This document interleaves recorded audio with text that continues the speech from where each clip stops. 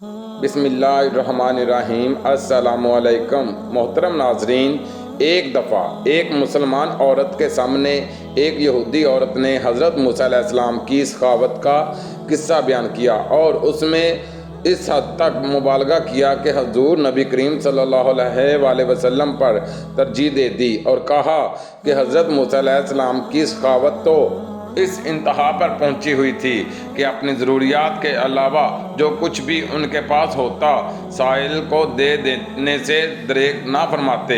یہ بات اس مسلمان عورت کو ناگوار گزری۔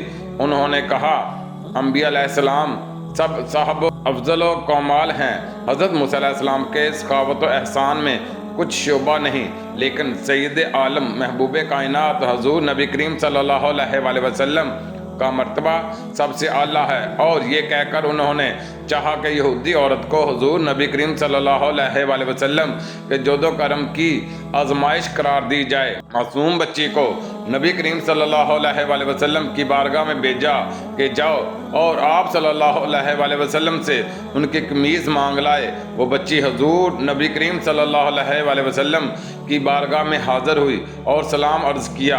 آپ صلی اللہ علیہ وآلہ وسلم سے بچی نے عرض کی، یا رسول اللہ، مجھے آپ کی قمیض چاہیے۔ اس وقت حضور نبی کریم صلی اللہ علیہ وآلہ وسلم کے پاس ایک ہی قمیض تھی جو اس وقت زیب تن تھی۔ حضور صلی اللہ علیہ وآلہ وسلم نے وہی قمیض اتار کر اس بچی کو عطا فرما دی۔ بچی آپ کی قمیض مبارک لے کر جب اس یہودی عورت کے سامنے آئی تو وہ دنگ رہ گئی اور بول اٹھی، واقعی حضور نبی کریم صلی اللہ علیہ وآلہ وسلم کا مرتبہ سخاوت کہیں بلند ہے۔ بلکہ ایک مرتبہ حضرت بلال رضی اللہ تعالی عنہ سے کسی نے پوچھا کہ آپ نے پہلی دفعہ حضور کو کیسے دیکھا؟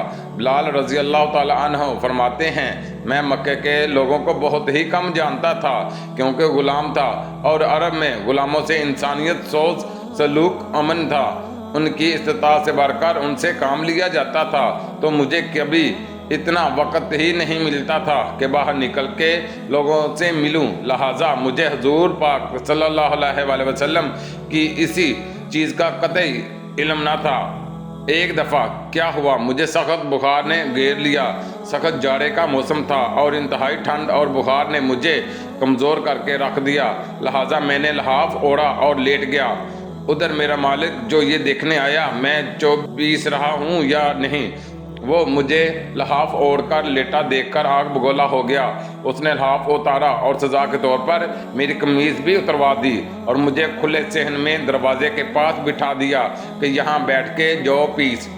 اب سخت سردی، اوپر سے بخار اور اتنی مشقت والا کام، میں روتا جاتا تھا اور جو پیستا جاتا تھا۔ کچھ ہی دیر میں دروازے پہ دستک ہوئی۔ میں نے اندر آنے کی اجازت دی تو ایک نہایت متعین اور پر نور چہرے والا شخص اندر داخل ہوا اور پوچھا کہ جوان، روتے کیوں ہو؟ میں نے جواب میں کہا، جاؤ اپنا کام کرو، تمہیں اس سے کیا؟ میں جس وجہ سے بھی روؤں، یہاں پوچھنے والا بہت ہیں لیکن مداوع کوئی نہیں کرتا۔ قصہ مختصر کہ بلال نے حضور صلی اللہ علیہ وآلہ وسلم کو کافی سخت جملے کہے۔ حضور یہ جملے سن کر چل پڑے۔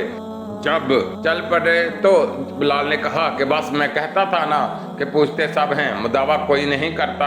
حضور صلی اللہ علیہ وآلہ وسلم یہ سن کر بھی چلتے رہے۔ بلال کہتے ہیں کہ دل میں جو ہلکی سی امید جاگی تھی کہ یہ شخص کوئی مدد کرے گا وہ بھی گئی، لیکن بلال کو کیا معلوم کہ جس شخص سے اس کا واسطہ پڑا ہے وہ رحمت للعالمین ہے۔ بلال کہتے ہیں کہ کچھ ہی دیر میں وہ شخص واپس آ گیا۔ اس کے ایک ہاتھ میں گرم دودھ کا پیالہ اور دوسرے میں کھجوریں تھیں۔ آپ صلی اللہ علیہ وآلہ وسلم نے کہا، اسے پیو اور جا کے سو جاؤ۔ میں نے کہا، یہ جو کون پیسے گا؟ نہ پیسے تو مالک صبح مارے گا۔ اس نے کہا، تم سو جاؤ، یہ پیسے ہوئے مجھ سے لے لینا۔ بلال سو گئے اور حضور صلی اللہ علیہ وآلہ وسلم نے ساری رات ایک اجنبی حبشی غلام کے لیے چکی پیسی۔ صبح بلال کو پیسے ہوئے جو دیے اور چلے گئے۔ ایک رات پھر ایسا ہی ہوا، دودھ اور دوا بلال کو دی اور ساری رات چکی پیسی۔ ایسا 3 دن مسلسل کرتے رہے جب تک کہ بلال ٹھیک نہ ہو گئے۔ یہ تھا وہ تعارف جس کے بدن سے اس لافانی عشق نے جنم لیا کہ آج بھی بلال کو پہلے عاشق رسول اور بعد میں صحابی رسول کہا جاتا تھا۔ انہوں نے حضور کے وصال کے بعد اذان دینا بند کر دی کیونکہ حضور کی یاد میں ہچکیاں بن جاتی تھیں اور زار رونے لگتے تھے۔ آپ ہجرت کر کے شام چلے گئے اور حضور پاک کے وصال کے بعد بس 2 مرتبہ اذان دی۔ ایک مرتبہ بیت المقدس کی فتح پر حضرت عمر فاروق رضی اللہ تعالیٰ عنہ کے کہنے پر، اور دوسری مرتبہ حضرت بلال رضی اللہ تعالیٰ عنہ رات کو سوئے ہوئے تھے تو نبی پاک خواب میں آئے اور فرمایا، بلال اتنی سرد مہری ہے کہ اتنا عرصہ گزر گیا تم ہمارے پاس آتے ہی نہیں۔ جہاں محبت ہوتی ہے وہاں محبت میں شکوے بھی ہوتے ہیں۔ تو حضرت بلال رضی اللہ تعالیٰ عنہ کی فوراً آنکھ کھل گئی۔ بیوی سے فرمایا، ابھی تیاری کرو، میں ابھی رات کو ہی سفر کرنا چاہتا ہوں، میں صبح کا انتظار نہیں کرنا چاہتا۔ بیوی نے سامان باندھ دیا، چل پڑے اور مدینہ منورہ پہنچ گئے۔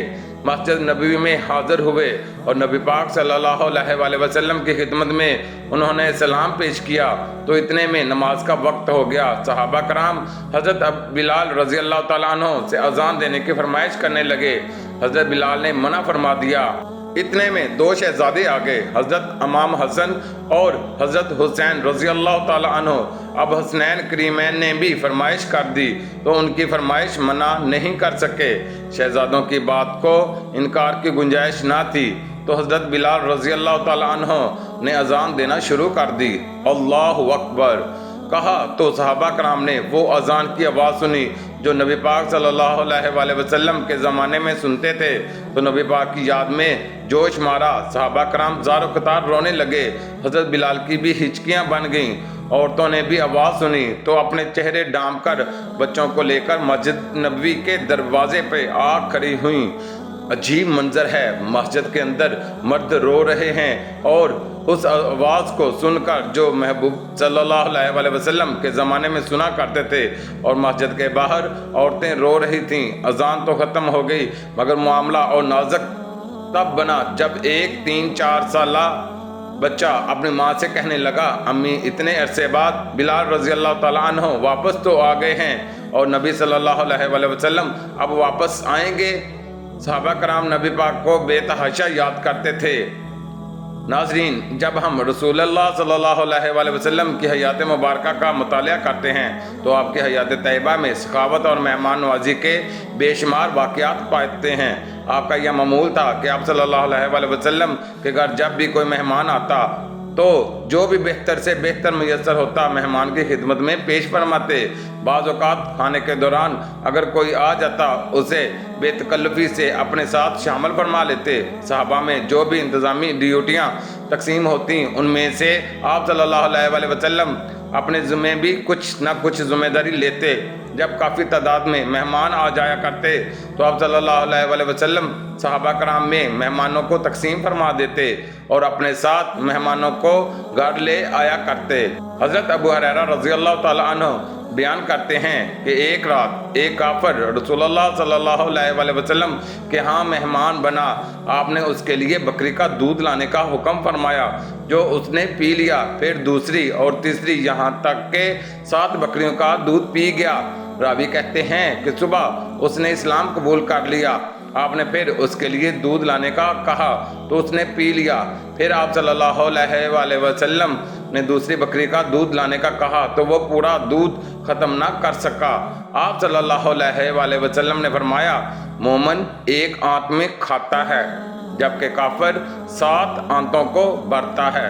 ناظرین کرام، مہمانوں کے کھانے پینے پر مسرت محسوس کیجیے۔ مہمان زحمت نہیں ہوتے بلکہ رحمت اور خیر و برکت کا ذریعہ ہوتے ہیں، اور اللہ جسے آپ کے ہاں بھیجتا ہے اس کا رزق بھی اتار دیتا ہے۔ روایت کے مطابق حضور اکرم صلی اللہ علیہ وآلہ وسلم کے پاس جب مہمان آتے تو آپ بذات خود ان کی خاطرداری فرماتے۔ آپ مہمان کو اپنے دسترخوان پر کھانا کھلاتے۔ مہمان نوازی کو ایک فرض قرار دیتے ہوئے آپ نے فرمایا، جو شخص اللہ اور یوم آخرت پر ایمان رکھتا ہے اس کے لیے ضروری ہے کہ وہ مہمان کی عزت اور تکریم کرے، مہمان کا خصوصی احترام کرے، اور مہمانی 3 دن 3 راتیں ہیں۔ مہمان کے لیے یہ بات جائز نہیں کہ وہ اتنا طویل قیام کرے جس سے میزبان مشقت میں پڑ جائے۔ اللہ تعالی ہمیں سخاوت اور مہمان نوازی کے حوالے سے آپ صلی اللہ علیہ وآلہ وسلم کے اسوہ حسنہ کو اپنانے اور اس پر عمل کی توفیق عطا فرمائے، آمین یا رب العالمین۔